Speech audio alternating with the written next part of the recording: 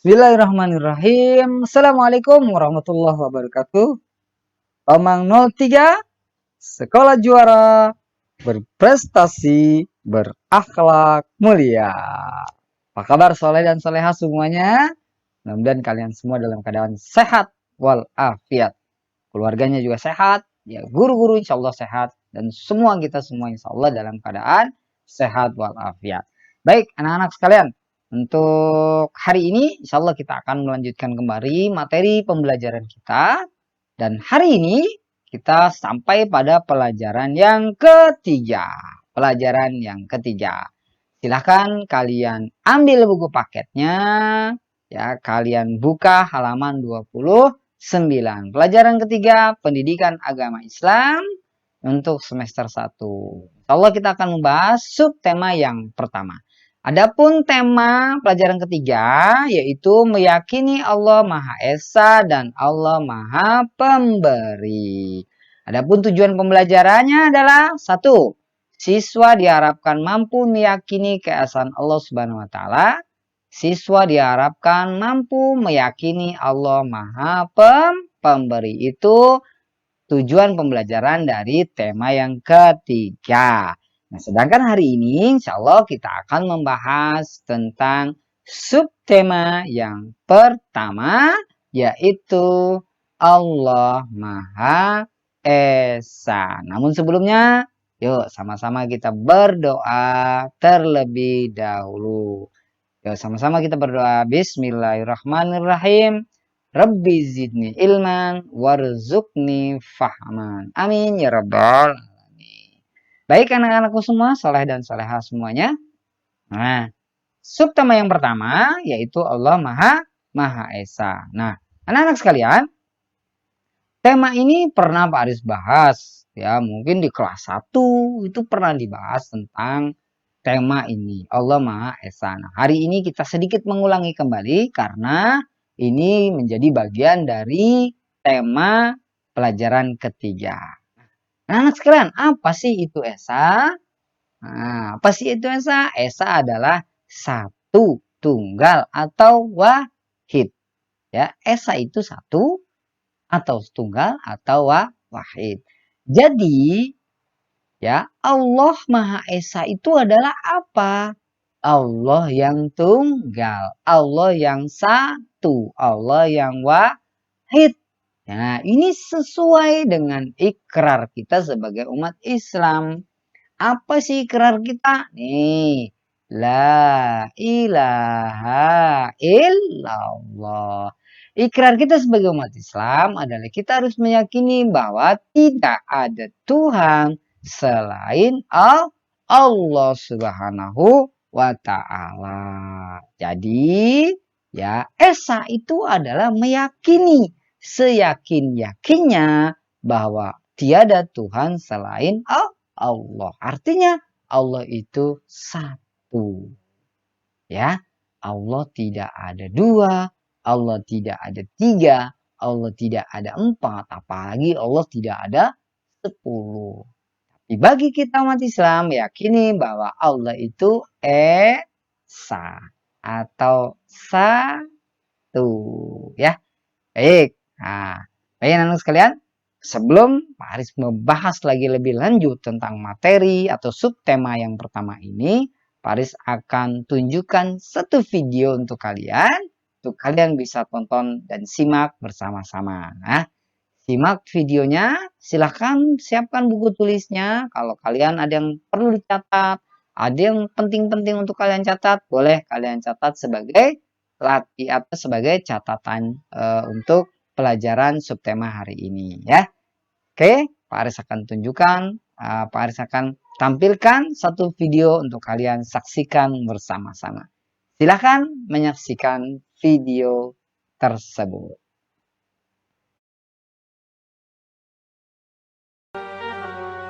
Bangsa Babilonia adalah bangsa yang tidak mempercayai Allah. Mereka justru menyembah bintang-bintang. Salah satu dari bintang tersebut adalah Marduk yang merupakan bintang terbesar dalam pandangan mereka. Para imam membangun kuil suci bagi Marduk. Selain Marduk, Mereka juga menyembah Namrudz, raja mereka. Siapakah Tuhan kalian? Engkau, wahai Namrudz yang agung. Siapakah Tuhan kalian? Engkau, wahai Namrudz yang agung. Siapakah Tuhan kalian? Engkau, wahai Namrudz yang agung. Bagus.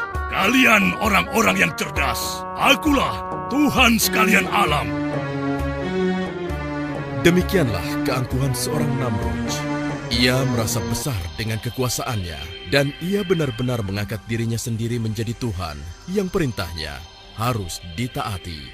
Sampai pada suatu ketika dalam sebuah pertemuan agung dengan para peramal, salah seorang di antara mereka menyampaikan, Yang mulia, sebagaimana yang kami lihat dari posisi bintang-bintang, di negeri ini, tahun ini, akan lahir seorang bayi yang akan mengajak rakyat kepada agama baru yang akan meruntuhkan kerajaanmu. Berhati-hatilah, Yang Mulia. Apa yang dikatakannya benar. Sebaiknya Yang Mulia segera mengambil tindakan. Baiklah, aku percaya. Mulai saat ini, semua bayi laki-laki di Babilonia harus dibunuh.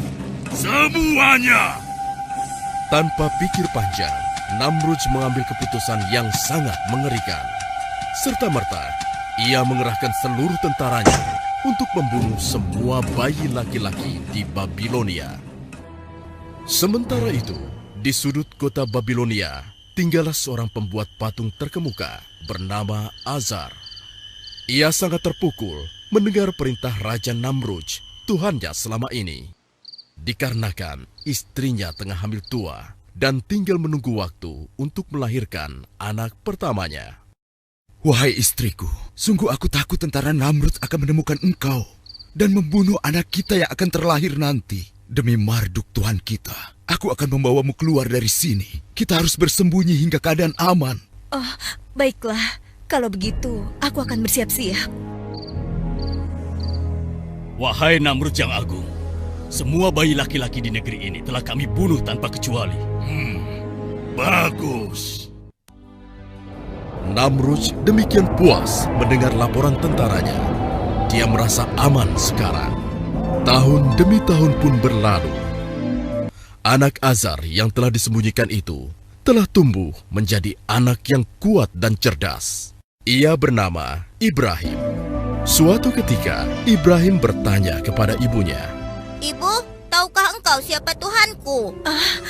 Ya ampun, kenapa dia bisa bertanya seperti itu?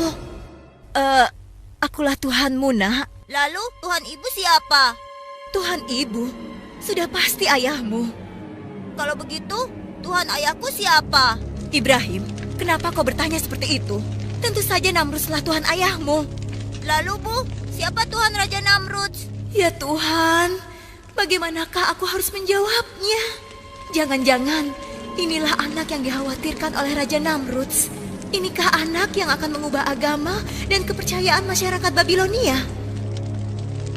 karena tidak puas dengan jawaban sang ibu, Ibrahim kecil pun keluar dari gua dan ia mencoba mulai mencari siapa Tuhannya.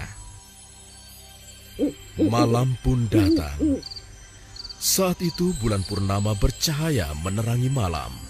Wow, inilah rupanya Tuhanku. Ibrahim kecil sangat kagum dengan bulan purnama itu. Sekali lagi ia yakin itulah Tuhannya. Tetapi tatkala pagi menjelang, Kenapa dia menghilang? Kemana sinarnya tadi? Dia pasti bukan Tuhan. Wow, ini pasti Tuhanku. Indah sekali. Besar dan sangat terang. Pasti dia kuat sekali. tetapi malam pun datang. Pasti dia juga bukan Tuhan. Tuhan tidak mungkin pergi. Demikianlah, Ibrahim kecil merenung dari hari ke hari. Ia mencari siapa Tuhannya. Ia telah mengamati semua yang ada di alam ini, sampai akhirnya ia menyimpulkan bahwa Tuhannya adalah Tuhan yang menciptakan alam semesta. Dialah Allah yang Esa. Nah, inilah saat yang tepat. Kuil ini sedang tidak dijaga. Seluruh penduduk tengah sibuk berpesta. Akan aku hancurkan patung-patung ini, agar kaumku sadar bahwa patung-patung ini tidak memiliki daya sedikitpun. Semoga kesesatan ini sirna dari negeri Babylon.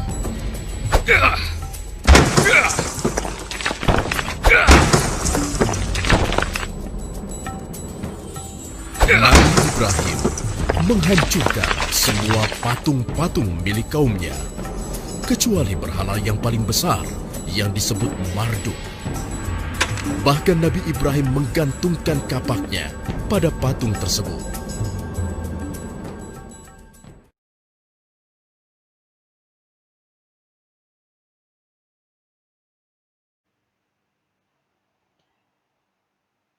Alhamdulillah. Gimana videonya? Seru ya? Tapi inget loh, bukan cuma serunya loh yang harus diingat. Ya, bukan cuma bagusnya yo lah harus dilihat. Tapi video tersebut harus kita ambil pelajarannya. Harus kita ambil hikmahnya.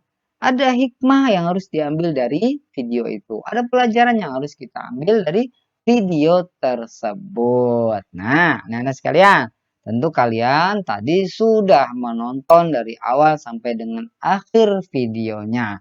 Ya. Nah, sekarang Paris kasih 3 pertanyaan aja dari video yang tadi kalian saksikan. Pertanyaan pertama. Ya. Apa yang ditanyakan pertama kali oleh Nabi Ibrahim kepada ibunya? Masih ingat dong? Ketika Nabi Ibrahim di dalam gua berdua dengan ibunya, Nabi Ibrahim bertanya kepada ibunya. Apa sih yang dipertanyakan oleh Nabi Ibrahim alaihissalam kepada ibunya? Nah, silakan dijawab. Pertanyaan kedua, mengapa Nabi Ibrahim tidak percaya kepada Tuhannya kaum Babilonia? Ayo, ya. Nabi Ibrahim tidak percaya kepada Tuhannya kaum Babilonia. Nah, anak-anakku semua yang soleh dan solehah, kaum Babilonia itu menyembah 3 hal. Ya, dia memiliki kebiasaan menyembah 3 hal. Yang pertama adalah menyembah berhala. Berhala dibuat dari berhala dibuat dari kayu ataupun berhala yang dibuat dari batu. Yang kedua, kaum Babilonia suka menyembah sesuatu yang dianggapnya besar, sesuatu yang dianggapnya menakjubkan. Contohnya, menyembah matahari, menyembah bulan, menyembah pohon yang besar, menyembah api yang sangat panas, ya. Itu kebiasaan kaum Babilonia ketika itu. Nah, yang ketiga, kaum Babilonia itu suka atau menyembah rajanya. Ya, ada 3 hal yang disembah oleh kaum Babilonia ketika itu. Yang pertama menyembah berhala, yang kedua menyembah sesuatu yang sangat dahsyat, yang sangat besar, yang ketiga menyembah rajanya. Nah, kenapa kemudian Nabi Ibrahim tidak percaya kepada Tuhannya kaum Babilonia? Gak percaya itu. Ya, Nabi Ibrahim gak percaya kepada berhala, gak percaya kepada sesuatu yang besar. Matahari, bulan, pohon. Tidak percaya kepada rajanya. Tidak menyembah itu semua. Nah, menurut kamu, kenapa Nabi Ibrahim tidak percaya kepada Tuhannya kaum Babilonia? Silahkan dijawab. Ya.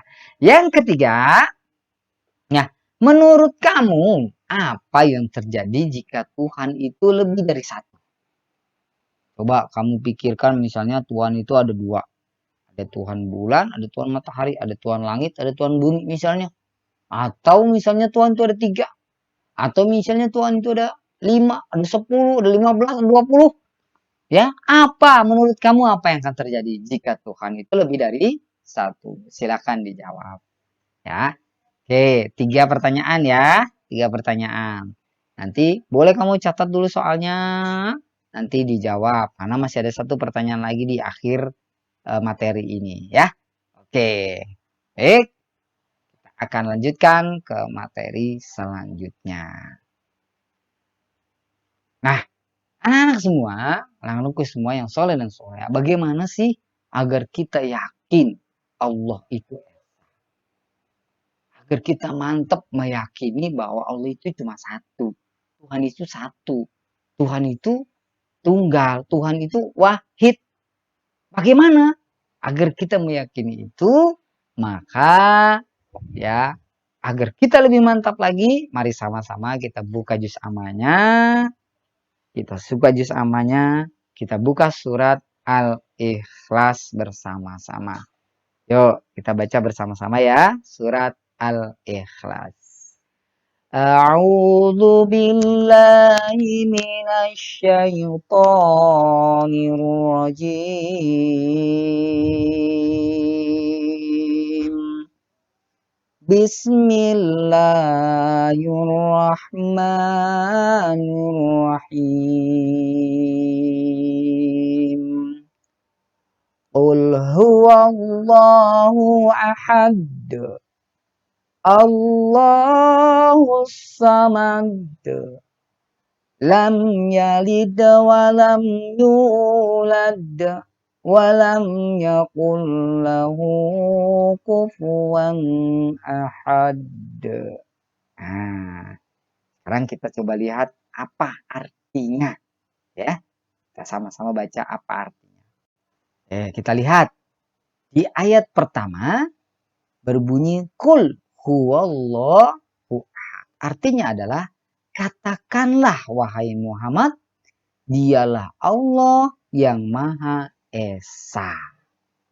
Jelas ya, di ayat pertama Allah Subhanahu wa taala ya mengajarkan kepada kita ya, kepada Nabi Muhammad, kepada kita melalui Nabi Muhammad SAW agar kita meyakini bahwa Allah Maha Esa. Dialah Allah yang Maha Esa. Lalu Lalu apa lagi ayat keduanya? Ayat keduanya adalah Allahus samad. Allah itu tempat meminta segala sesuatu. Tempat kita bergantung, tempat kita berdoa, tempat kita menyembah, tempat kita beribadah. Ya, maka Allahus samad. Allah tempat meminta segala sesuatunya. Lalu apa buktinya lagi bahwa Allah itu esa? Pada ayat ketiga, lam yalid wa lam yulad. Allah tidak beranak dan tidak diperanakan. Jadi Allah tidak punya anak. Allah tidak punya ayah. Allah tidak punya anak. Ya, kok begitu? Ya, karena Allah berdiri sendiri. Ya, Allah tidak beranak dan tidak diperanakan. Kalau punya anak, dia punya cucu dong. Nanti punya cicit dong. Nanti punya ini banyak jadi Tuhannya. Ada anak, ada Tuhannya anak, ya, ada anak Tuhan, ada cucu Tuhan, ada cicit Tuhan, dan yang lain-lainnya, ya. Makanya dalam keyakinan umat Islam, keyakinan kita sebagai orang Islam, Allahu Ahad, Allah itu satu, ya. Kemudian, ya, apalagi yang membuktikan bahwa itu ahad, yaitu lam yakullahu walam yakullahu kufuwan ahad. Dan tidak ada sesuatu apapun yang setara dengan dia. Artinya tidak ada yang sama, ya, tidak ada yang sederajat, tidak ada yang serupa, tidak ada bentuk apapun yang sama dengan Allah Subhanahu wa ta'ala. Jangan kita bayangkan Allah itu seperti ini. Tidak boleh. Karena apa? Walam yakul lahu kufuwan ahad. Allah tidak ada yang setara sesuatu apapun dengan dia. Nah, anak-anak semua yang soleh dan soleha, surat Al-Ikhlas ini jelas, ya, menjadi dalil yang jelas, menjadi bukti yang jelas bahwa Allah itu esa. Oke? Baik, oke anak-anak semua. Nah, sekarang kita lihat nih poin-poin penting yang ada dalam surat Al-Ikhlas. Yang pertama, Allah itu satu. La ilaha illallah. Tidak ada Tuhan selain Allah Subhanahu wa ta'ala. Jadi Allah itu satu. Itu poin pertamanya, ya. Poin kedua apa? Allah tempat meminta dan bergantung. Ya, jadi kalau kita meminta kepada selain Allah, meminta kepada orang-orang yang kita anggap bisa memberikan kita misalnya sesuatu, maka kalau kita sangat berharap kepada orang itu, bahwa kita menganggap ada orang itu yang bisa menolong kita, ya berarti hati-hati, ya hati-hati itu. Nah, Allah tempat meminta dan bergantung. Kemudian yang ketiga, tidak beranak dan tidak diperanakan. Dan keempat adalah tidak ada yang setara dan serupa dengan dia. Ini adalah pesan penting di dalam surat Al-Ikhlas. Oke, baik. Baik anak-anak sekalian, bagaimana seandainya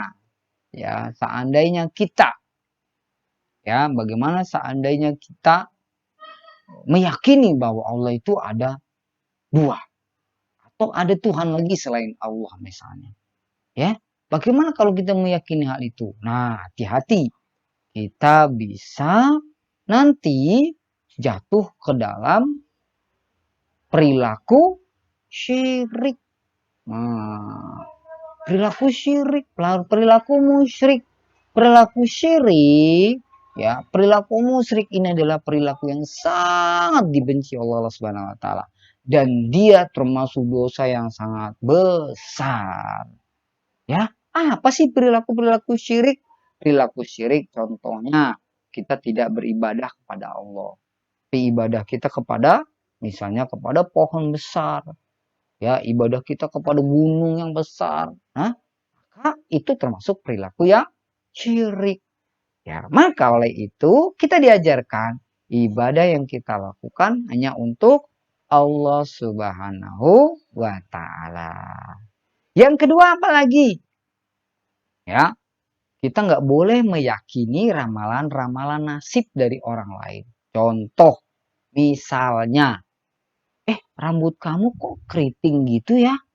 Kalau rambut keriting itu biasanya masa depan kamu suram. Misalnya gitu. Kamu nanti banyak musibah. Nanti kamu ke depannya banyak cobaan, banyak musibah dan yang lain-lain. Lalu kita percaya dengan omongan itu, maka kita jatuh pada perilaku syirik. Gak boleh kita percayain. Nasib kita bukan terletak pada orang lain. Ya, masa depan kita bukan terletak pada orang lain. Nasib dan masa depan kita itu tergantung pada diri kita sendiri. Ya, hanya kita yang bisa merubah nasib kita. Hanya kita yang bisa merubah takdir kita. Ya, kok kita bisa merubah? Iya. Ya, Allah sudah menentukan memang takdir kita. Tapi kita bisa rubah takdirnya. Ya, ada takdir yang bisa kita rubah, ada takdir yang tidak bisa kita rubah. Apa sih contoh takdir yang bisa kita rubah? Contoh, misalnya Allah telah menakdirkan kita ini menjadi orang bodoh, menjadi miskin misalnya. Misalnya Allah takdirkan kita jadi miskin. Tapi dari kecil kita berusaha belajar dengan baik, bersungguh-sungguh belajar, ya, belajar dengan semaksimal mungkin. Kita bersungguh-sungguh mendapatkan prestasi yang baik. Akhirnya kita dapat prestasi yang baik, nilai kita bagus. Kita masuk SMP yang bagus, kita dapat SMA yang bagus, kita dapat beasiswa kuliah, kita dapat pekerjaan yang bagus. Kira-kira hidup kita susah nggak? Tidak. Ya, hidup kita bisa menjadi lebih baik. Ya, bisa menjadi lebih sukses. Ya, karena apa? Karena kita berusaha dengan semaksimal mungkin. Bersungguh-sungguh kita ingin merubah takdir kita agar kita mendapatkan takdir yang baik. Takdir kita bisa kita rubah oleh diri kita sendiri. Ya, tentu dengan usaha dan berdoa. Jangan lupakan usaha dan doa. Ya. Nah, kalau takdir yang tidak bisa dirubah apa sih, Pak? Takdir yang tidak bisa dirubah adalah kematian. Masa tua nggak bisa dirubah. Ya, kita akan seiring berjalannya kita akan terus bertambah usianya, bertambah umurnya, kita akan terus menjadi tua. tua tidak bisa dirubah. Gak bisa kita berdoa, bersungguh-sungguh berusaha supaya kita jadi umur 17 tahun lagi misalnya. Kita mau berusaha bersungguh-sungguh, kita mau jadi umur yang 10 tahun lagi. Nggak bisa. Impossible, mustahil. Ya, itu takdir yang tidak bisa dirubah. Apalagi kematian. Kematian adalah takdir yang tidak bisa dirubah oleh manusia. Setiap manusia pasti akan merasakan yang namanya kematian. Ya, nah itu. Yang panjang lagi nanti pembahasannya ya. Itu hanya contoh. Kemudian yang ketiga apa? Tidak boleh melupakan peran Allah dalam kehidupan kita. Contohnya apa Pak Aris? Contoh, kita dapat dikasih hadiah sepeda oleh ayah kita. Lalu kita bilang gini, aku dong dapat sepeda dari ayahku. Nah, ingat kita telah melupakan peran Allah di situ. Sesungguhnya Allah yang memberikan rezeki kepada ayah kita. Ayah kita memberikan kita sepeda. Bagaimana ucapannya harus kita ucapkan? Yang harus kita ucapkan adalah Alhamdulillah Allah memberikan rezeki melalui ayahku. Alhamdulillah Allah memberiku sepeda melalui ayahku. Nah, inilah ucapan yang benarnya. Ya. Dan insya Allah kita tidak terjatuh pada perilaku yang syirik gitu ya. Hati-hati ya. Lihat, ibadah kita harus kita lakukan hanya untuk Allah Subhanahu wa taala. Salat kita, puasa kita, ya, sedekah kita harus ikhlas kita hanya untuk Allah Subhanahu wa taala. Kita nggak boleh meyakini ramalan-ramalan dari orang lain. Lupakan itu semua. Ya, fokus pada tujuan hidup kita, sungguh-sungguh kita mengejar cita-cita kita, belajar dengan baik-baik, insya Allah takdir kita akan takdir yang baik.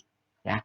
Yang kemudian yang ketiga, tidak boleh melupakan peran Allah dalam kehidupan kita. Selalu ucapkan Alhamdulillah ketika kita mendapatkan rezeki, mendapatkan kenikmatan, mendapatkan apapun yang kita anggap itu adalah sebuah kebahagiaan untuk kita. Jangan lupa awali dengan mengucapkan Alhamdulillah.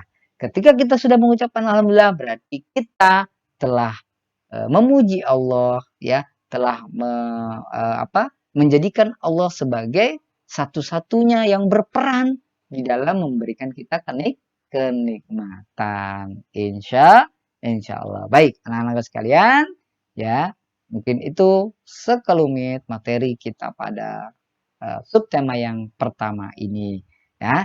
Baik, sebelum tutup ya, untuk subtema Allah Maha Esa ini ya, Allah Maha Esa, meyakini Allah Maha Esa ya, Pak Aris akan berikan satu tugas dulu ya untuk kalian sebelum kita tutup materinya. Apa tugasnya? Ini tugasnya. Tugasnya adalah uraikanlah bagaimana cara kamu meyakini bahwa Allah itu Esa. Uraikan tuh kamu tulis pendapat kamu.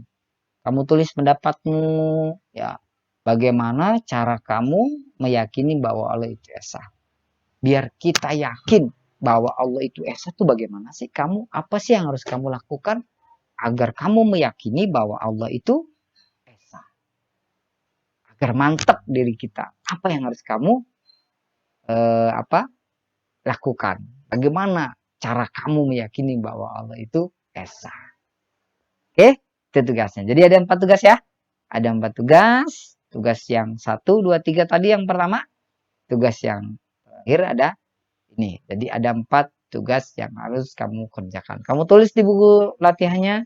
Jangan lupa tulis nama, tanggal, nomor absen ya. Jangan lupa itu semua. Dibiasakan. Tulis paling atasnya.